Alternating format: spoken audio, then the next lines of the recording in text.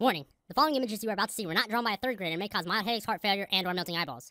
Viewer discretion is advised. So it was a casual day on the weekend. During football season, my family and I often go out to eat on Sundays to watch the games. I had been training Slayer a lot and just got the level to use Kuradel on the task I was on.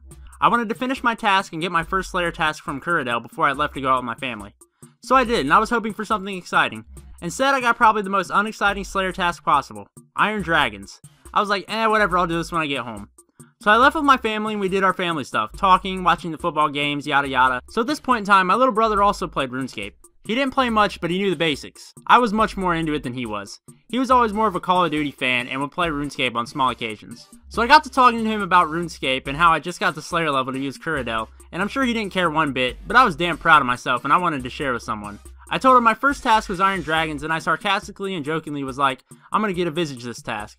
I was always unlucky and I knew I wasn't gonna get one, but it was always funny to joke to myself about how unlucky I am. So after that I went home and was ready to take on my Iron Dragons task. I grabbed my Zami Spear and my super anti-fire potions and headed to Kuradel's dungeon. Halfway through the task, this weird object appears on the ground. My camera angle was tilted weird, so it didn't look like anything special, so I thought nothing of it.